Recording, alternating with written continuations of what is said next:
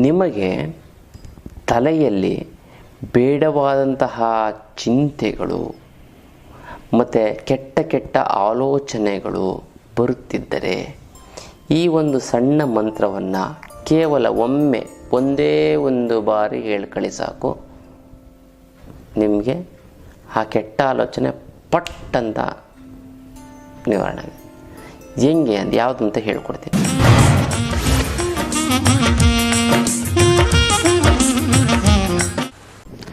ಜೈ ಭಗವಾನ್. ಎಲ್ಲರಿಗೂ ನಮಸ್ಕಾರ. ಮಹಾದೇವಿ ಛೇದ್ಮಿಷ್ಟಪತ್ನಿ ಚಿಮಹಿ ತನ್ನೋ ಐಶ್ವರ್ಯಲಕ್ಷ್ಮಿ ಎಪಿಸೋಡ್. ಎಲ್ಲರಿಗೂ ನಮಸ್ಕಾರ. ಇವತ್ತಿನ ವಿಶೇಷ ಸಂಚಿಕೆಯಲ್ಲಿ ಅನೇಕ ವಿಚಾರಗಳನ್ನು ನಾವು ತಿಳ್ಕೊಳ್ಳೋಣ. ಮೊದಲನೇದಾಗಿ ಇವತ್ತಿನ ವಿಚಾರ ಏನಂತಂದರೆ ಶತ್ರುಬಾಧೆ. ಭಾಳಷ್ಟು ನಾವು ತಂತ್ರಗಳನ್ನು ಹೇಳ್ತೀವಿ. ಶತ್ರುಗಳನ್ನು ನಿವಾರಣೆ ಮಾಡ್ಕೊಳ್ಳೋದಕ್ಕೋಸ್ಕರ ಒಂದು ಅದ್ಭುತವಾದಂಥ ತಂತ್ರಗಳನ್ನು ಹೇಳ್ತಾ ಇರ್ತೀವಿ. ಅದೇ ಥರ ಶತ್ರುಗಳು ದೂರ ಆಗ್ತಾರೆ. ಆದರೆ ಶತ್ರುಗಳಲ್ಲಿ ಪ್ರತಿನಿತ್ಯ ನೀವು ಯಾವ ಶತ್ರುನ ನೀವು ಅವಾಯ್ಡ್ ಮಾಡಿದ್ರೂ ಕೂಡ ಒಂದು ಶತ್ರುನ ನೀವು ಅವಾಯ್ಡ್ ಮಾಡೋದಕ್ಕೆ ಆಗಲ್ಲ. ನೀವು ಏನೇ ತಂತ್ರ ಮಾಡಿ, ಯಂತ್ರ ಮಾಡಿ, ತಂತ್ರ ಮಾಡಿ ಆಗೋದೇ ಇಲ್ಲ. ಏನು ಮಾಡಿದ್ರೂ ಆಗಲ್ಲ. ಏನು ನೀವು ಎಂಥವನ್ನಾರು ಹೊಡೋದು, ಎಂಥ ದೊಡ್ಡ ಕೇಡಿ ರೌಡಿ ನಿಮ್ಮ ಶತ್ರು ನಿಮ್ಮ ತೊಂದರೆ ಕೊಡೋನು ಅಂಥವನ್ನು ಕೂಡ ನೀವು ಎದುರಿಸ್ಬಿಡ್ಬೋದು. ಆದರೆ ನಿಮ್ಮಲ್ಲಿರುವಂಥ ಯಾವುದೋ ಒಂದು ಶತ್ರು ಅಂತಂದರೆ ನಮ್ಮಲ್ಲಿರುವಂತಹ ಆಂತರಿಕ ಭಯವೇ ನಮಗೆ ಮೊದಲ ಶತ್ರು ಮತ್ತು ದೊಡ್ಡ ಶತ್ರು. ಆಂತರಿಕ ಭಯ, ಏನು ಮಾಡಿದ್ರು ಭಯ. ಭಾಳಷ್ಟು ಜನಕ್ಕೆ ಫೋನು ಅನ್ನೋನ್ ನಂಬರ್ ಬಂದ್ಬಿಡ್ತು ಅಂದರೆ ಭಯ. ಮತ್ತು ಪೊಲೀಸ್ಗಳು ನೀವೇನು ತಪ್ಪೇ ಮಾಡಲಿ ಪೊಲೀಸ್ ಕೊಂಡ್ರೆ ಭಯ, ಎಲ್ಲಿ ಬೈದ್ಬಿಡ್ತಾರೆ. ಮತ್ತು ಸಮಾಜ ಕಂಡ್ರೆ ಭಯ, ಎಲ್ಲಿನ ತಪ್ಪು ತಿಳ್ಕೊಬಿಡ್ತಾರೋ ಅನ್ನುವಂಥ ಒಂದು ಭಯ. ಅಂದರೆ ಪ್ರತಿಯೊಂದರಲ್ಲೂ ಕೂಡ ಭಯ ಪಟ್ಟು ಪಟ್ಟು ಪಟ್ಟು ಪಟ್ಟು ಪಟ್ಟು ಪಟ್ಟು ಏನಂತಂದರೆ ಜೀವನದಲ್ಲಿ ಅವರು ಏಳಿಗೆ ಸಾಧಿಸೋದಿಲ್ಲ, ಏಳಿಗೆ ಆಗೋದಕ್ಕೆ ಬಿಡೋದಿಲ್ಲ. ಅಂದರೆ ಶತ್ರು ಆದರೆ ಏನು ಮಾಡ್ತಾನೆ, ನಿಮ್ಮ ಏಳಿಗೆಯನ್ನು ಸಹಿಸದೆ ಅವನು ನಿಮ್ಮ ಏಳಿಗೆಯನ್ನು ಕಟ್ ಮಾಡ್ತಾ ಹೋಗ್ತಾನೆ, ನೀವು ಬೆಳೆದಂಗೆ ಮಾಡ್ತಾನೆ. ಭಯನೂ ಅಷ್ಟೇ. ಒಂದು ಬಿಸ್ನೆಸ್ ಮಾಡೋಣ, ಅಯ್ಯೋ ಲಾಸ್ ಆಗ್ಬಿಡ್ತು ಅಂತಂದರೆ ಏನು ಮಾಡೋದಪ್ಪ ಅಲ್ವಾ. ಮತ್ತು ಏನೋ ಹೊರಗಡೆ ಹೋಗಿ ಒಂದು ನೀಟಾಗಿ ಒಂದು ಗಾಡಿ ಓಡಿಸ್ತೀನಿ, ಅಯ್ಯೋ ಆಕ್ಸಿಡೆಂಟ್ ಆಗ್ಬಿಡ್ತು ಅಂತಂದರೆ ಭಯ, ಗೊತ್ತಲ್ಲ. ಮತ್ತು ಎಷ್ಟೊಂದು ಜನ ಭಯ, ಹೆಣ್ಣು ಮಕ್ಕಳನ್ನ ಗಂಡಂದರು ಮನೆಯಿಂದ ಆಚೆನೇ ಕಳಿಸಲ್ಲ. ಯಾಕಂದರೆ ಬೇರೆಯವರು ನೋಡಿ ಕಣ್ಣು ಹಾಕ್ಬಿಟ್ರು ಮಾತಾಡಿಸ್ಬಿಡ್ತು ಅಂದರೆ ಅನುಮಾನ, ಕೆಟ್ಟ ಅನುಮಾನದ ಪಿಶಾಚಿ. ಈ ಥರ ಭಯ ಎಲ್ಲೇ ಹೆಂಡ್ತಿಯಿಂದನೇ ಸುತ್ತಾ ಇರ್ತಾರೆ. ಹೆಂಡ್ತಿ ಫೋನ್ ಮಾಡೋದು ಹಿಂದನೇ ನಿಂತಿರ್ತಾರೆ. ಭಾಳಷ್ಟು ಜನ ಹೆಣ್ಮಕ್ಳು ಹೇಳ್ತಾ ಇರ್ತಾರೆ ನಮಗೆ, ಗುರುಗಳೇ ನಮ್ಮ ಗಂಡಂಗೆ ಏನು ಕೆಟ್ಟ ಅನುಮಾನ ಬಂದು ಬಂದು ಬಂದು ಬಂದು ಮಧ್ಯರಾತ್ರಿ ನಾನು ಅರ್ಜೆಂಟು ನಾನು ಟಾಯ್ಲೆಟ್ಗೆ ಹೋದೆ. ಟಾಯ್ಲೆಟ್ಗೆ ಹೋಗಿ ಬಾಗಿಲು ತೆಗಿತೀನಿ, ಬಾಗಿಲು ತೆಗೆದ್ಬಿಟ್ಟು ನಾನು ಹಿಂದೆ ತಿರುಗ್ತೀನಿ. ಸಡನ್ನಾಗಿ ಶಾಕ್ ಆಗೋಯ್ತು ನನಗೆ. ಯಾಕೆಂದರೆ ನಮ್ಮ ಯಜಮಾನ್ರು ನಿಂತವ್ರೆ ಮಧ್ಯರಾತ್ರಿ. ಅವರೇನು ಮಧ್ಯರಾತ್ರಿ ಇನ್ಯಾರಿಗೋ ಫೋನ್ ಮಾಡ್ಕೊಂಡು ಇನ್ನೇನು ಮಾಡ್ತಾಯಿದ್ದಾನೋ ಅಂತ ಅನುಮಾನ. ಸಡನ್ನಾಗಿ ಗಾಬರಿ ಐತಂತೆ. ಬಾಗಿಲು ತೆಗೆದ್ಬಿಟ್ಟು ಹಿಂಗೆ ನೋಡೋದಂತೆ ಹಿಂದೆನೇ ನಿಂತಿರೋದಂತೆ. ಎಷ್ಟು ಭಯ. ಮಧ್ಯರಾತ್ರಿ ಲೆಕ್ಕ ಹಾಕೊಳ್ಳಿ, 2 ಗಂಟೆ 3 ಗಂಟೆಲಿ. ಇದು ಭಯ. ಎಲ್ಲ ನನ್ನ ಹೆಂಡ್ತಿ ಓಡೋಗ್ಬಿಡ್ತಾಳೋ, ಇನ್ಯಾರನ್ನ ಮಾತಾಡಿಸ್ಬಿಡ್ತಾಳೋ ಅಂತ ಅಲ್ಲ. ಹಾಗಾಗಿ ಪ್ರತಿಯೊಂದರಲ್ಲೂ ಕೂಡ ಭಯ, ಅನುಮಾನ. ಪ್ರಪಂಚದಲ್ಲಿ ಯಾವುದಕ್ಕಾದರೂ ಕೂಡ ಮದ್ದು ಕೊಡ್ಬೋದಂತೆ. ಆದರೆ ಈ ಒಂದು ಅನುಮಾನಕ್ಕಂತೂ ಮದ್ದು ಕೊಡೋದಕ್ಕೆ ಸಾಧ್ಯವೇ ಇಲ್ಲ. ಅದಕ್ಕೆ ನೀವೇನು ಮಾಡಬೇಕು ಅಂತಂದರೆ ಫಸ್ಟು ನಿಮ್ಮ ಬೆಳವಣಿಗೆ ತಡೆಯುವಂಥ ಮೊದಲನೇ ಶತ್ರು ಯಾವುದು ಅಂತ ನಮ್ಮ ಆಂತರಿಕ ಭಯ. ಶತ್ರುನೂ ನಿಮ್ಮ ಒಂದು ಬೆಳವಣಿಗೆ ಸಹಿಸೋಕ್ಕಾಗದೆ ನಿಮ್ಮನ್ನ ತೊಂದರೆ ಕೊಡ್ತಾನೆ. ಅದೇ ರೀತಿ ಭಯ. ನೀವು ಹೊರಗಡೆ ಇರುವಂಥ ಬಾಹ್ಯ ಶತ್ರುಗಳಂದ ಹೊರಗಡೆ ಅಂಥ ಶತ್ರುಗಳನ್ನು ನೀವು ಸಂಹಾರ ಮಾಡಿಬಿಡ್ಬೋದು, ದೂರ ಕಳಿಸ್ಬಿಡ್ಬೋದು. ಏನೋ ನಾನು ಹೇಳಿದ ತಂತ್ರಗಳನ್ನು ಮಾಡ್ಕೊಂಡು ಇನ್ನು ದೂರ ಕಳಿಸ್ಬಿಡ್ತೀರ. ಆದರೆ ನಿಮ್ಮಲ್ಲಿರುವಂಥ ಆಂತರಿಕವಾದಂಥ ಒಂದು ಭಯವನ್ನು ನೀವೇ ನಿವಾರಣೆ ಮಾಡ್ಕೋಬೇಕು, ಗೊತ್ತಲ್ಲ. ಆ ಆಂತರಿಕ ಭಯವನ್ನು ನಿವಾರಣೆ ಮಾಡ್ಕೊಳ್ಳೋದು ಹೇಗೆ ಅಂತ ನಾನು ಶಿಬಿರದಲ್ಲಿ ಹೇಳ್ಕೊಡ್ತೀನಿ. ಬನ್ನಿ. ಭಾಳಷ್ಟು ಜನಕ್ಕೊಂದು ಭಯ ಅನ್ನೋದಿರುತ್ತಲ್ಲ, ಆ ಭಯ ಸಂಪೂರ್ಣ ಹೋಗ್ಬಿಟ್ಟೋಗ್ಬಿಡುತ್ತೆ. ನಾನು ಹೇಳುವಂಥ ಒಂದು ಶಿಬಿರದ ನೀವು ಅಟೆಂಡ್ ಮಾಡಿದ್ದೀನಿ ತಿಳ್ಕೊತು ಅಂತಂದರೆ, ಹಾವು ಕಂಡ್ರೆ ಭಯ ಅಲ್ವಾ, ಅವನ ಹುಷಾರಾಗಿ ಹಿಡ್ಕೊಂಡು ಅದನ್ನು ಎತ್ತಿ ನೀವು ಬೇರೆ ಕಡೆ ಬಿಟ್ಬಿಡ್ತೀರ. ಅಷ್ಟು ಒಂದು ಧೈರ್ಯ ಬರುತ್ತೆ. ಹಂಗನ್ಬಿಟ್ಟು ನೀವು ಹಿಡ್ಕೊಂಡು ಹೋಗೋದಲ್ಲ, ಅದಕ್ಕೊಂದು ಹಾಕಬೇಕು, ತಿಳ್ಕೊಬೇಕು ಅಲ್ವಾ. ಜಿರಳೆ ಕಂಡ್ರೆ ಭಯ. ಏನು ಸೋಫಾ ಮೇಲೆ ನಿಂತ್ಕೊಂಡು ಹೆಣ್ಮಕ್ಳು ಓವರ್ ಆ್ಯಕ್ಟಿಂಗ್ ಮಾಡ್ತಾರೆ. ಒಂಚೂರು ಜಿರಳೆ ಬಂದ್ಬಿಡ್ತು ಅಂತ ನೆಕ್ಕೊಂಡು ಆ ಡೈನಿಂಗ್ ಟೇಬಲ್ ಮೇಲೆ ನಿಂತು ಹೋಗ್ಬಿಡ್ತಾರೆ. ಅದು ಓವರ್ ಅನಿಸುತ್ತೆ ಕೆಲವೊಂದರ ಜನಕ್ಕೆ. ಏನು ಜಿರಳೆ ಬರುತ್ತೆ ಅಥವಾ ಹೋಗುತ್ತೆ.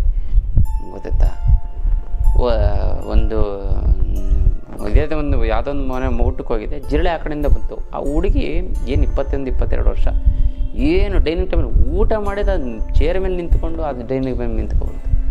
ಇನ್ನೊಂದು ಚಿಕ್ಕ ಹುಡುಗಿ ಇತ್ತು, 10 ವರ್ಷದ ಹುಡುಗಿ, ಅದು ಹಿಂಗೆ ಹೋಗ್ತಾಯಿದ್ರೆ ಟಪ್ ಅಂತ ಅದ್ರ ಮೇಲೆ ಕಾಲು ಹಾಕ್ಬಿಡ್ತು. ತೊಳೆದ್ಬಿಟ್ಟು ಹಿಂಗೆ ಕಾಲಲ್ಲಿ ಹಿಂಗೆ ಅಂದ್ಬಿಡ್ತು. ಅದು ಸತ್ತೋಯ್ತು. ಅದು ಕಡೆ ಮೂಲೆಗೆ ಹಾಕಿದ್ರು, ಅದನ್ನು ಯಾರು ತೆಗೆದು ಡಸ್ಟ್ಬಿನ್ಗೆ ಹಾಕ್ಬಿಟ್ರು. ನೋಡಿ ಎಷ್ಟು ಭಯ ಅಂತಂದರೆ ಭಯ ಇರ್ಬೋದು, ಅದೆಲ್ಲ ಭಯ ಏನು ಬಂತು ನೀವಪ್ಪ ಅಂದ್ಬಿಟ್ಟು ಹಿಂಗೆ ಕಾಲಲ್ಲಿ ಹಿಂಗೆ ಒದ್ರೆ ಸಾಕು, ಆ ಕಡೆ ಹೋಗುತ್ತೆ ಅಲ್ವಾ. ಏನು ಭಯ ಭಯ ಭಯ. ಅದಕ್ಕೋಸ್ಕರ ಭಯವನ್ನು ಆಂತರಿಕ ಭಯ. ಏನೊಂದು ಬಿಸ್ನೆಸ್ ಮಾಡೋಕ್ಕೆ ಬಿಡಲ್ಲ, ಒಂದು ಮನೆ ಕಟ್ಟಕ್ಕೆ ಮನೆ ಸೈಟ್ ಇರುತ್ತೆ, ಮನೆ ಕಟ್ಟಿಯೋ ಸಾಲ ಆಗ್ಬಿಟ್ರೆ ಅಂತ ಒಂದು ಇದು. ಏನು ಈ ಥರದ್ದೊಂದು ನಾನಾ ರೀತಿಯ ಕೆಲಸಕ್ಕೆ ಹೋಗಿ ಭಯ, ಯಾರು ಅವಮಾನ ಮಾಡಿಬಿಟ್ರೆ ನಾನು ಹೇಳ್ಕೊಳೋದು ಭಯ. ನನ್ನ ಹತ್ರ ಇವಾಗ ಏನೋ ಒಂದು ಮರ್ತೋಗ್ಬಿಟ್ಟಿರುತ್ತೆ, ತಂದಿರಲ್ಲ, ಇದು ಕೊಡಿ ಅಂತ ಪಕ್ಕದಲ್ಲಿ ಪೆನ್ ಮರ್ತೋಗ್ಬಿಟ್ಟಿರುತ್ತೆ. ಕೊಡಿ ಎಲ್ಲಿ ಕೇಳ್ಬಿಟ್ಟು ಭಾಳ ಜನ ಬ್ಯಾಂಕ್ ಹೋಗ್ತಾರೆ, ಪೆನ್ನೇ ಮರ್ತು ಬಿಡ್ತಾರೆ. ಸರ್ ಒಂಚೂರು ಪೆನ್ ಕೊಡ್ತೀರಾ ಅಂತ ಕೇಳಬೇಕು, ಇಸ್ಕೋ ಸಿಗ್ನೇಚರಾಗಿ ಪಟ್ ಅಂತ ಅಲ್ಲಿ ಕೊಟ್ಬಿಟ್ಟು ಹೋಗ್ತಾ ಇರ್ಬೇಕು. ಕೇಳಕ್ಕೆ ಭಯ. ಇನ್ನೊಬ್ಬ ಏನಕ್ಕೆ ಅವಾಗಿಂದ ನಿಂತಿದ್ದೀರಾ ಅಂತಂದರೆ ಈತ ಏನು ಮಾಡಿ ಹೋಗಿ ಹೊರಗಡೆ ಹೋಗಿ ಬುಕ್ ಸ್ಟೋರ್ ಹುಡುಕಿ ಹೋಗಿ ಪೆನ್ ತೊಗೊಂಡು ಬಂದು ಅಲ್ಲಿವರೆಗೆ ಕ್ಯೂ ಜಾಸ್ತಿ ಆಗುತ್ತೆ. ಅಂದರೆ ಭಯ ಯಾವ ರೀತಿ ತೊಂದರೆ ಮಾಡುತ್ತೆ. ಯಾಕ್ರಿ ನೀವು ಪಕ್ಕದಲ್ಲಿ ಇದ್ದರೆ ಕೇಳಿದ್ರೆ ಸಾಕಾಗಿತ್ತಲ್ಲಿ ಕೊಟ್ಟು ಹೋಯ್ತು ಅಂತಾರೆ. ಅಯ್ಯೋ ಅವನು ಒಂದು ಸರಿ ನಾನು ಇದೇ ಥರ ಕೇಳಿದೆ, ಏನು ರೀ ಅಷ್ಟು ಗೊತ್ತಾಗಲ್ಲ, ಕಾಮನ್ ಸೆನ್ಸ್ ಬ್ಯಾಂಕಿಗೆ ಪೆನ್ ತರಬೇಕು ಅಂತ ಗೊತ್ತಾಗಂತ ಬೈದ್ಬಿಟ್ಟ. ಅವಾಗಿಂದ ನಾನು ಬೇರೆಯವ್ರ ಹತ್ರ ಪೆನ್ ಕೇಳೋಕ್ಕೆ ಭಯ. ಅಯ್ಯೋ ಯಾವನೋ ಒಬ್ಬ ಅಂತಲೇ ಅಂದ್ಬಿಟ್ಟು ನೀವು ಯಾಕ್ರಿ ತಲೆ ಕೆಡಿಸ್ಕೊತೀರ, ಅಯ್ಯೋ ಕತೆ ಅಂದಂಗೆ ಆಯಿತು. ಅದಕ್ಕೋಸ್ಕರ ಆಂತರಿಕ ಭಯ ನಿಜವಾದ ಶತ್ರು. ಅದನ್ನು ದೂರ ಮಾಡ್ಕೊಳ್ಳಿ, ನಿಮ್ಮ ಜೀವನ ತುಂಬ ಚೆನ್ನಾಗಾಗುತ್ತೆ, ತುಂಬ ಒಳ್ಳೆಯದಾಗ್ತಾ ಹೋಗುತ್ತೆ. ಇದು ವಿಶೇಷವಾದ ಒಂದು ವಿಚಾರ. ಇನ್ನು ಬರಬೇಕಾಗಿರೋ ದುಡ್ಡು ಬರ್ತಾ ಇಲ್ಲ ಅಂತಂದರೆ, ಕೊಡೋರಿಗೆ ಕೊಡೋಕ್ಕಾಗ್ತಾ ಇಲ್ಲ ಅಂತಂದರೆ, ಸಿಕ್ಕಾಪಟ್ಟೆ ಸಾಲ ಆಗಿತ್ತು ಅಂದರೆ, ಗುರುಗಳೇ ದುಡ್ಡು ನೀರು ಥರ ಖರ್ಚಾಗ್ತಾಯಿದೆ ಗುರುಗಳೇ, ಏನು ಮಾಡೋದು ಅನ್ನೋದೇ ಗೊತ್ತಾಗ್ತಾ ಇಲ್ಲ ಅಂತಾರೆ. ಅದಕ್ಕೆಲ್ಲ ನೀವು ತಲೆನೇ ಕೆಡಿಸ್ಕೊಬೇಡಿ. ಇದಕ್ಕೆಲ್ಲ ಏಕೈಕ ರಾಮಬಾಣ ಅಂದರೆ ಅಷ್ಟಲಕ್ಷ್ಮಿ ಯಂತ್ರ. ಈ ಅಷ್ಟಲಕ್ಷ್ಮಿ ಯಂತ್ರವನ್ನು ನೀವು ಮನೆಯಲ್ಲಿಟ್ಟು ಪ್ರತಿಷ್ಠಾಪನೆ ಮಾಡಿತು ಅಂತಂದರೆ ಅದು ಎಂಥದ್ದೇ ಹಣಕಾಸಿನ ಸಮಸ್ಯೆ ಇತ್ತು ಅಂದರೂ ಕೂಡ ಸಂಪೂರ್ಣವಾಗಿ ಹೊರಟು ಹೋಗುತ್ತದೆ, ಗೊತ್ತಲ್ಲ. ಇನ್ನು ಕೆಲವರು ಗುರುಗಳೇ ನನಗೆ ಊಟ ತಿಂಡಿ ಬಟ್ಟೆಗೆ ಏನು ತೊಂದರೆ ಇಲ್ಲ ಗುರುಗಳೇ, ಅದು ಸಿಕ್ಕಾಪಟ್ಟೆ ಸಾಲ ಮಾಡ್ಕೊಬಿಟ್ಟಿದ್ದೀನಿ ಗುರುಗಳೇ, ನಂಗೆ ಒಂದು 40,000 ರೂಪಾಯಿ ಇನ್ಕಮ್ ಬರ್ತಾಯಿದೆ, ಊಟ ತಿಂಡಿ ಬಟ್ಟೆಗೆ ಏನು ತೊಂದರೆ ಇಲ್ಲ, ನಾನು ಸಾಲನೂ ಏನೂ ಮಾಡ್ಕೊಂಡಿಲ್ಲ ಕೆಲವೊಂದರ ಜನ ಇಲ್ಲ. ಆದರೆ ಒಂದು ಸೈಟ್ ತೊಗೊಳಕ್ಕಾಗ್ತಾಯಿಲ್ಲ ಗುರುಗಳೇ, ದುಡ್ಡಿಲ್ಲ ಅಂತ, ಒಂದು ಮನೆ ಕಟ್ಟೋಕ್ಕಾಗ್ತಾಯಿಲ್ಲ. ಮತ್ತು ಮಕ್ಕಳು MBA ಆಳು ಮುಳು ಏನೇನೋ ಮಾಡಬೇಕು ಅಂತಾರೆ, ಹೈಯರ್ ಎಜುಕೇಷನು 8-10 ಲಕ್ಷ ಖರ್ಚಾಗುತ್ತೆ, ಅದಿಲ್ಲ ಗುರುಗಳೇ, ಏನು ಮಾಡೋದು ಅಂತ ಗೊತ್ತಾಗ್ತಾಯಿಲ್ಲ ಅಂತ. ಇನ್ನು ಕೆಲವರು ಗುರುಗಳೇ ನಾವು ಮಕ್ಕಳಿಗೆ ಮದುವೆ ಮಾಡೋಕೆ ಒಂದು 15-20 ಲಕ್ಷ ರೂಪಾಯಿ ಖರ್ಚಾಗುತ್ತೆ, ದುಡ್ಡಿಲ್ಲ ಅಂತ ಅಂದ್ಬಿಟ್ಟು ನಿಲ್ಲಿಸ್ಬಿಟ್ಟಿದ್ದೀನಿ ಗುರುಗಳೇ, ಯಾವುದಾದ್ರೂ ಗಂಡು ಒಳ್ಳೊಳ್ಳೆ ಗಂಡು ಬರ್ತಾಯಿದೆ, ಆಗ್ತಾಯಿಲ್ಲ ಅಂತ. ಇನ್ನು ಕೆಲವರು ಗುರುಗಳೇ ಮಕ್ಳಿಗೆ ಆಸ್ತಿ ಪಾಸ್ತಿ ಅಂತ ಏನೂ ಮಾಡಿಲ್ಲ. ಇನ್ನು ಕೆಲವರು ಗುರುಗಳೇ ನಾನು ಎಲ್ಲ ದುಡಿತಾ ಇದ್ದೀನಿ, ಊಟ ತಿಂಡಿ ಬಟ್ಟೆಗೆ ಅಂತ ತೊಂದರೆ ಇಲ್ಲ, ನಮ್ಮ ರಿಲೇಟಿವ್ಸ್ ಫ್ರೆಂಡ್ಸು ಒಡವೆಗಳು ಮಾಡಿಸ್ಕೋತಾರೆ, ಕಾರಲ್ಲಿ ಓಡಾಡ್ತಾರೆ, ಫಾರಿನ್ ಟೂರ್ಗೆ ಹೋಗಿ ಬರ್ತಾರೆ, ನಮ್ಗೆ ಅದು ಯಾವುದೂ ಆಗ್ತಾನೆ ಇಲ್ಲ ಗುರುಗಳು, ಇದ್ದಂಗೆ ಇದ್ದೀವಿ ಗುರುಗಳೇ ಅಂತಾರೆ. ಅದಕ್ಕೂ ನೀವು ತಲೆ ಕೆಡಿಸ್ಕೋಬೇಡಿ. ನೀವು ಇಂಪ್ರೂವ್ಮೆಂಟ್ ಆಗೋದಕ್ಕೆ, ತುಂಬ ಚೆನ್ನಾಗಿ ದುಡ್ಡು ಬರೋದಕ್ಕೆ ಏಕೈಕ ರಾಮಬಾಣ ಒಂದು ಅಸ್ತ್ರ ಅಂತಂದರೆ, ಬ್ರಹ್ಮಾಸ್ತ್ರ ಅಂತಾರೆ, ಅದೇ ಅಷ್ಟಲಕ್ಷ್ಮಿ ಯಂತ್ರ. ಈ ಅಷ್ಟಲಕ್ಷ್ಮಿ ಯಂತ್ರವನ್ನು ಮನೆಯಲ್ಲಿಟ್ಟು ಪ್ರತಿಷ್ಠಾಪನೆ ಮಾಡಿ ಅದು ಎಂಥದ್ದೇ ಹಣಕಾಸಿನ ಸಮಸ್ಯೆ ಇದನ್ನು ಕೂಡ ಸಂಪೂರ್ಣವಾಗಿ ನಿವಾರಣೆ ಆಗಿಬಿಡುತ್ತದೆ ಅಲ್ಲ. ಒಂದು ತಿಳ್ಕೊಳ್ಳಿ, ಇದು ಎಂತಂದರೆ ಕೊರೆಯಲ್ಲಿ ಕಳಿಸೋದಕ್ಕಾಗದೆ ನೇರವಾಗಿ ಖುದ್ದು ನನ್ನ ಭೇಟಿಯಾಗಿ ತೆಗೆದುಕೊಂಡು ಹೋಗಬೇಕು, ಅಥವಾ ನಿಮ್ಮ ಕಡೆಯವ್ರನ್ನ ಯಾರು ಕಳಿಸಿ, ಒಳ್ಳೆ ವ್ಯಕ್ತಿಗಳಾಗಿರಬೇಕು ಅವರು, ಗೊತ್ತಲ್ಲ. ಯಾರು ಕೆಟ್ಟ ವ್ಯಕ್ತಿಗಳು, ಯಾರೋ ಬೆಂಗಳೂರು ಕಡೆ ಬರ್ತಾರೆ ಅಂದ್ಬಿಟ್ಟು ಅವ್ರಿಗೆ ಹೇಳ್ಬಿಟ್ಟು ತರಿಸ್ಬಿಡೋದಲ್ಲ, ಒಳ್ಳೆ ವ್ಯಕ್ತಿಗಳಾಗಿರಬೇಕು. ಯಾಕಂದರೆ ಒಂದಕ್ಕೊಂದು ಕೈ ಬದಲಾವಣೆ ಆಯಿತು ಅಂತಂದರೆ ಆ ಪವರ್ ಕಡಿಮೆ ಆಗ್ಬೋದು, ಗೊತ್ತಲ್ಲ. ಇನ್ನೊಂದು ಏನು ಅಂತಂದರೆ ವಿಶೇಷವಾದಂಥ ಒಂದು ಇದು ಸೂಚನೆ ಏನು ಅಂತಂದರೆ, ಇದು ನೇರವಾಗಿ ಖುದ್ದು ನನ್ನ ಭೇಟಿಗೆ ನನ್ನ ಕೈಯಾರೆ ತೆಗೆದುಕೊಂಡೋಗಿ. ಭಾಳಷ್ಟು ಜನ ಗುರುಗಳೇ ನಿಮಗೆ ಏನೋ ಕೈಯಿಂದ ಕೊಟ್ಟರೆ ಅದು ಒಳ್ಳೆಯದಾಗುತ್ತೆ ಗುರುಗಳೇ, ನಿಮ್ಮ ಕೈ ಗುಣ ಗುರುಗಳೇ ಅಂತಾರೆ. ಅದೇನು ನಾನು ಭಗವಂತನಿಗೆ ಬಿಟ್ಟಂಥದ್ದು, ನಾನು ಎಲ್ಲರಿಗೂ ಒಳ್ಳೆಯ ಆಶೀರ್ವಾದ ಮಾಡಿ ಕೊಡುವಂಥದ್ದು, ಅದು ಒಳ್ಳೆಯದಾಗುತ್ತೆ. ಹಾಗಾಗಿ ನೇರವಾಗಿ ಖುದ್ದು ಭೇಟಿಯಾಗಿ ತೆಗೆದುಕೊಂಡೋಗಿ. ಒಂದು ತಿಳ್ಕೊಳ್ಳಿ, ಇದು ಕರ್ಮ ಕಳೆದಿದ್ದರೆ ಮಾತ್ರ ತೆಗೆದುಕೊಂಡು ಹೋಗೋಕ್ಕಾಗೋದು, ಎಲ್ಲರೂ ಅಷ್ಟು ಸುಲಭವಾಗಿ ತೊಗೊಂಡೋದಕ್ಕೆ ಆಗೋದಿಲ್ಲ. ಇದಕ್ಕೆ ಮುಟ್ಟು ಕಟ್ಟು ಚಟ್ಟು ಮಡಿ ಮೈಲಿಗೆ ಸೂತ್ಕ ಗಿತ್ಕ, ವೆಜ್ಜು ನಾನ್ ವೆಜ್ಜು ದಿಕ್ಕು ಗಿಕ್ಕು ಆ ಥರದ್ದೇನೂ ಇಲ್ಲ. ಇಟ್ಟರೆ ಸಾಕು ಕೆಲಸ ಆಗುತ್ತೆ. ದೇವ್ರ ಮನೆಯಲ್ಲಾರು ಇಡ್ಬೋದು, ಬೀರುನಲ್ಲಾರು ಕೂಡ ಇಡ್ಬೋದು. ಪ್ರತಿದಿನ ಪೂಜೆ ಮಾಡಲೇಬೇಕು ಅಂತ ಕಂಡೀಷನ್ ಏನಿಲ್ಲ. ಪೂಜೆ ಮಾಡಲಿಲ್ಲ ಅಂತಂದ್ರೂ ಕೂಡ ಯಂತ್ರ ವರ್ಕ್ ಆಗುತ್ತೆ, ಅಷ್ಟು ಪವರ್ ಆಗುತ್ತೆ. ಕರ್ಮ ಕಳೆದಿದ್ರೆ ಮಾತ್ರ ತೊಗೊಳೋದಕ್ಕಾಗೋದು. ಮತ್ತು 100 ಅಲ್ಲ 200% ಬರ್ಕೊಡ್ತೀನಿ, ನಿಮ್ಮ ಕೆಲಸ ಹಾಗೇ ಆಗುತ್ತೆ. ಹಣಕಾಸು ಯಾವುದೋ ರೀತಿಯಿಂದ 3 ಅಮಾವಾಸ್ಯೆ ಕಳೆದ 6 ತಿಂಗಳೊಳಗಡೆ ನಿಮ್ಮ ಹಣಕಾಸಿನ ಸಮಸ್ಯೆ ಸಂಪೂರ್ಣವಾಗಿ ಬಗೆಹರಿತೋಗ್ಬಿಟ್ಟಿರುತ್ತೆ, ಗೊತ್ತಲ್ಲ. ಅದಕ್ಕೋಸ್ಕರ ಮಿಸ್ ಮಾಡದೆ ಈ ಒಂದು ಆ ಯಂತ್ರವನ್ನು ನೀವು ತೆಗೆದುಕೊಳ್ಳಿ, ತುಂಬ ಚೆನ್ನಾಗಾಗುತ್ತೆ, ತುಂಬ ಒಳ್ಳೆಯದಾಗ್ತಾ ಬರುತ್ತೆ. ಗೊತ್ತಲ್ಲ, ಇದು ವಿಶೇಷವಾದಂಥ ಒಂದು ಅಷ್ಟಲಕ್ಷ್ಮಿಯ ಒಂದು ಯಂತ್ರದ ವಿಚಾರ.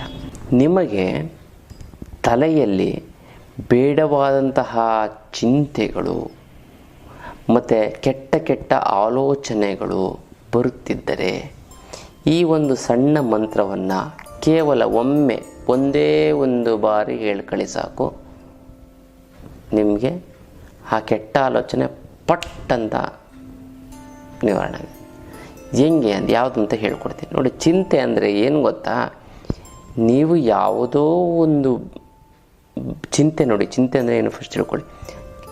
ಒಂದು ಆಲೋಚನೆ ಅಥವಾ ಯೋಚನೆ ಅಥವಾ ಕಷ್ಟ ಅಂತ ನೀವು ಅಂದ್ಕೊಂಡಿತ್ತು ಅಂತಂದರೆ ನೋಡಿ, ಯಾವುದು ಪ್ರಪಂಚದಲ್ಲಿ ಕಷ್ಟ ಅಲ್ಲ, ಆದರೆ ನೀವು ಕಷ್ಟ ಅಂತ ಅಂದ್ಕೊಂಡ್ರೆ ಒಂದು ಆಲೋಚನೆ ಪದೇ ಪದೇ ಬರ್ತಾ ಇತ್ತು ಅಂತಂದರೆ ಆ ಆಲೋಚನೆ ನೆಗೆಟಿವ್ ಆಲೋಚನೆ ಅಂತಂದರೆ ನಿಮಗೆ ಆ ಒಂದು ಕೆಲಸ ಕಷ್ಟ ಆಗಿತ್ತು ಅಂತಂದರೆ, ಆ ಒಂದು ಯೋಚನೆಯಲ್ಲಿ ಭಯ ಮಿಶ್ರಿತವಾಗಿತ್ತು ಅಂತಂದರೆ, ಆ ಒಂದು ಕೆಲಸ ನೀವೇನೋ ಅಂದ್ಕೊಂಡಿರೋ ಕೆಲಸದಲ್ಲಿ ಕಷ್ಟ ಅಂತ ನೀವು ಅನ್ಕೋತಾ ಇತ್ತು ಅಂದರೆ ಅದು ಪದೇ ಪದೇ ಪದೇ ಪದೇ ಪದೇ ಆಲೋಚನೆ ಬರ್ತಾ ಇತ್ತು ಅಂತಂದರೆ ಇದು ಚಿಂತೆ ಆಗುತ್ತೆ.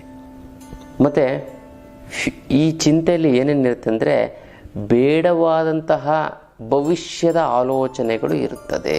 ನನಗೆ ಹಿಂಗಾಗ್ಬಿಟ್ರೆ, ನನ್ನ ಮಕ್ಳಿಗೆ ಹಿಂಗಾಗ್ಬಿಟ್ರೆ, ನನ್ನ ಮಕ್ಳಿಗೆ ಮದುವೆನೇ ಆಗಲಿಲ್ಲ ಅಂತಂದರೆ, ನನ್ನ ಮುಂದೆ ವ್ಯಾಪಾರನೇ ಆಗಿಲ್ಲ ಅಂತ ಬೇಡವಾದಂತಹ ಕೆಟ್ಟ ಭವಿಷ್ಯದ ಆಲೋಚನೆಗಳು ಜಾಸ್ತಿ ಕಾಡ್ತಾ ಇತ್ತು ಅಂತಂದರೆ ಅದು ಚಿಂತೆ.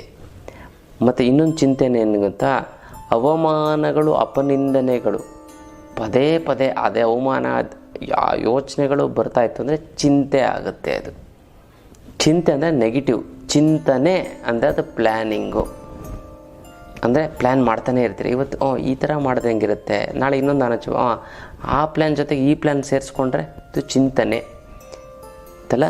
ಚಿಂತೆ ಮಾಡ್ತು ಅಂತ ನಿಮಗೆ ಮನಸ್ಸಿಗೆ ಭಾರ ಆಗುತ್ತೆ, ನೋವಾಗುತ್ತೆ, ದುಃಖ ಆಗುತ್ತೆ. ಮತ್ತು ನೀವು ಮಾಡುವಂಥ ಕೆಲಸನೂ ಕೂಡ ಚೆನ್ನಾಗಿ ಮಾಡೋದಿಲ್ಲ. ಗೊತ್ತಲ್ಲ, ನೀವು ಡ್ಯಾನ್ಸ್ ಆಡೋಕೆ ಹೋಗ್ತೀರ, ನೀವು ಸರಿಯಾಗಿ ಆಡೋ ಡ್ಯಾನ್ಸ್ ಆಡಿ ಮಾಡ್ತಾ ಕೆಳಗಡೆ ಬಿದ್ದು ಬಿಡ್ತೀರ, ಎಲ್ಲರೂ ನಕ್ಬಿಡ್ತಾರೆ, ಅವಮಾನ ಆಗಿರುತ್ತೆ. ಅದನ್ನು ನೀವು ನೆನೆಸ್ಕೋತಾ ಇತ್ತು ಅಂದರೆ ನೀವು ಲೈಫ್ ಲಾಂಗ್ ಡ್ಯಾನ್ಸ್ ಆಡೋದಕ್ಕೆ ಆಗೋದಿಲ್ಲ. ಗೊತ್ತೈತಲ್ಲ, ಬೀಳ್ತೀವಿ ತಲೆ ಕೇಳಿ, ಅದನ್ನ ಯೋಚನೆ ಮಾಡಬಾರ್ದು. ನೆಕ್ಸ್ಟ್ ಇನ್ನೊಂದು ಡ್ಯಾನ್ಸ್ ಆಡಬೇಕು, ತಪ್ಪನ್ನು ತಿದ್ದುಕೋಬೇಕು, ಡ್ಯಾನ್ಸ್ ಆಡೋದು ಇದಾಗ್ಬಿಡುತ್ತೆ. ಕೆಟ್ಟ ಕೆಟ್ಟ ಆಲೋಚನೆಗೆ ಬೇಡವಾದಂಥ ಆಲೋಚನೆಗಳು ಪದೇ ಪದೇ ಬಂದು ನಿಮ್ಮ ಮನಸ್ಸನ್ನು, ನಿಮ್ಮ ಸಮಯವನ್ನು, ನಿಮ್ಮ ನೆಮ್ಮದಿಯನ್ನು, ನಿಮ್ಮ ಸಂತೋಷವನ್ನು ಹಾಳು ಮಾಡ್ತಾ ಇತ್ತು ಅಂತಂದರೆ ಕೇವಲ ಫಸ್ಟ್ ಒಂದೇ ಒಂದು ಬಾರಿ ಈ ಮಂತ್ರವನ್ನು ಹೇಳಿ. ಫಸ್ಟು 108 ಸರಿ ನೀವು ಅಮಾವಾಸ್ಯೆ ಹುಣ್ಣಿಮೆ ಅಥವಾ ವಿಶೇಷವಾದ ದಿನಗಳಲ್ಲಿ ಇದನ್ನು ಜಪ ಮಾಡಿ ಸಿದ್ಧಿ ಮಾಡಿಕೊಳ್ಳಿ. ಎಷ್ಟು ಬಾರಿ ಬರೀ 108 ಟೈಮ್ಸ್ ಹೇಳಿದ್ರೆ ಸಾಕು, ಸಿದ್ಧಿ ಆಗುತ್ತೆ. ಅಷ್ಟು ಸುಲಭವಾದಂಥ ಒಂದು ಯೋಚನೆ ಮಂತ್ರ. ಇದನ್ನು ನೀವು ಮೈಂಡ್ ಕೆಟ್ಟ ಆಲೋಚನೆ ಸ್ಟಾಪ್ ಅಂದರೆ ಸಾಕು, ಟಕ್ಕಂತ ಆ ಆಲೋಚನೆಗಳು ಕಂಟಿನ್ಯೂ ಆಗಲ್ಲ, ಸ್ಟಾಪ್ ಆಗಿಬಿಡುತ್ತೆ. ಅದೇ ರೀತಿ ಈ ಮಂತ್ರ ಹೇಳ್ಬಿಟ್ಟು ಸ್ಟಾಪ್ ಅನ್ನಿ, ನಿಮಗೆ ಆ ಆಲೋಚನೆ ಕಂಟಿನ್ಯೂ ಆದರೆ ಕೇಳಿ. ಯಾವುದು ಆ ಮಂತ್ರ ಅಂತಂದರೆ ಓಂ ಬರ್ಕೊಳ್ಳಿ ನೀಟಾಗಿ, ಓಂ ಗತತ್ರಾಸಾಯ ನಮಃ. ಓಂ ಗತತ್ರಾಸಾಯ ನಮಃ. ಏನು ಸಾಯಪಾಯ ಅಂತ ಹೇಳ್ತಾರೆ, ನೀವು ತಲೆ ಕೆಡಿಸ್ಕೋ, ಸಂಸ್ಕೃತ ಏನು ಹೇಳಿದ್ರು ಪ್ಯೂರು ಚಿನ್ನ. ಬಟ್ ಇದು ನಿಜವಾಗ್ಲೂ ಅದ್ಭುತವಾದಂಥ ಮಂತ್ರ. ಓಂ ಗತತ್ರಾಸಾಯ ನಮಃ ಅಂತ ಅಂದ್ಕೊಂಡ್ರೆ ಸಾಕು, ಆ ಕೆಟ್ಟ ಚಿಂತೆ ಪಟ್ಟಂತ ಫ್ರ್ಯಾಕ್ಷನ್ ಆಫ್ ಸೆಕೆಂಡಲ್ಲಿ ನಿಂತೋಗ್ಬಿಡುತ್ತೆ. ನೀವು ಇದನ್ನು ಸಿದ್ಧಿಸ್ಕೊಳ್ಳಿ 108 ಸರಿ. ಓಂ ಗತತ್ರಾಸಾಯ ನಮಃ, ಓಂ ಗತತ್ರಾಸಾಯ ನಮಃ, ಓಂ ಗತತ್ರಾಸಾಯ ನಮಃ ಅಂತ 108 ಸರಿ ಹೇಳ್ಕೊಳ್ಳಿ. ಒಂದು ಮಣಿ ಇಟ್ಕೊಂಡು 108 ಮಣಿದು ಇಟ್ಕೊಂಡು ಅದನ್ನು ನೀವು ಜಪ ಮಾಡಿ ಸಿದ್ಧಿಸ್ಕೊಳ್ಳಿ ಒಂದು ಒಳ್ಳೆ ದಿನ. ಆಮೇಲೆ ಓಂ ಗತತ್ರಾಸಾಯ ನಮಃ ಅಂತ ಮನಸ್ಸಲ್ಲಿ ಹೇಳ್ಕೊಳ್ಳಿ ಸಾಕು, ಕೆಟ್ಟ ಆಲೋಚನೆಗಳು ನಿಂತೋಗ್ಬಿಡುತ್ತೆ. ಅಷ್ಟು ಪವರ್ಫುಲ್ ಆಗಿರೋವಂಥ ಒಂದು ಮಂತ್ರ ಹೇಳ್ಕೊಳ್ಳಿ, ತುಂಬ ಚೆನ್ನಾಗಾಗುತ್ತೆ, ತುಂಬ ಒಳ್ಳೆಯದಾಗ್ತಾ ಬರ್ತದೆ. ಇದು ವಿಶೇಷವಾದಂಥ ಒಂದು ಕೆಟ್ಟ ಆಲೋಚನೆಗಳನ್ನು ತಡೆಯುವಂತಹ ಒಂದು ಮಂತ್ರ. ಇನ್ನು ಹಣಕಾಸಿನ ಸಮಸ್ಯೆಗೇನೋ ಅಷ್ಟಲಕ್ಷ್ಮಿ ಅಂತ ತೆಗೆದುಕೊಂಡು ಬಗೆಹರಿಸ್ಕೊಬಿಡ್ತೀರ.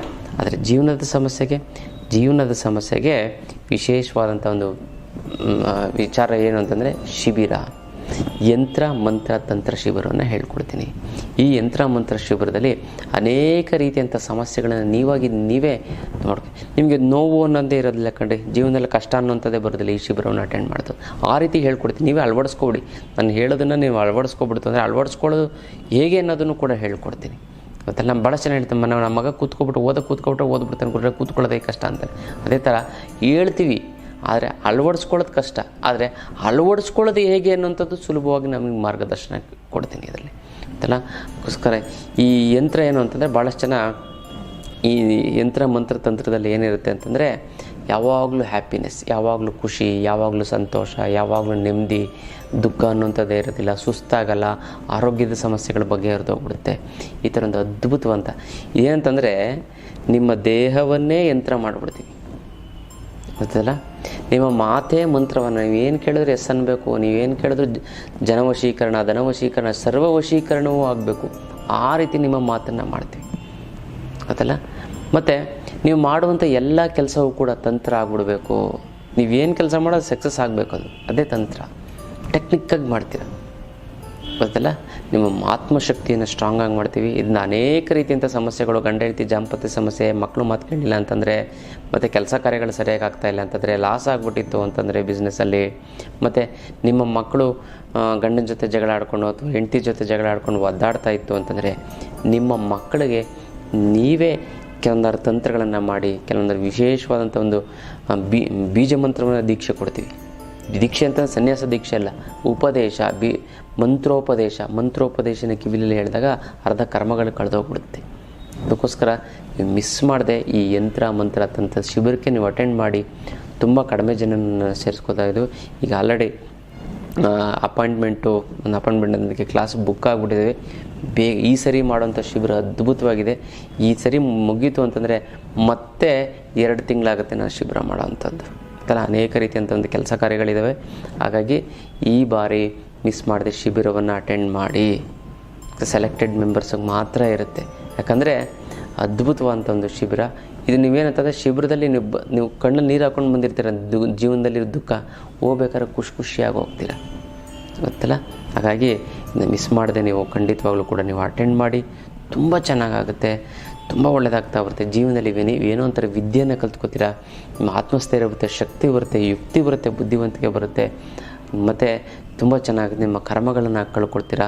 ಮತ್ತು ನಿಮಗೆ ಬೇಕಾ 3 ಕಾರಣಕ್ಕೋಸ್ಕರ ನೀವು ಅಟೆಂಡ್ ಮಾಡಬೇಕು. ಇದು ಒಂದರ ಎಲ್ಲ ರೀತಿಯ ಸಮಸ್ಯೆಗಳನ್ನು ಸಂಪೂರ್ಣವಾಗಿ ನಿವಾರಣೆ ಮಾಡ್ಕೊಳ್ಳೋದಕ್ಕೋಸ್ಕರ ನೀವು ಕಲಿಬೇಕು.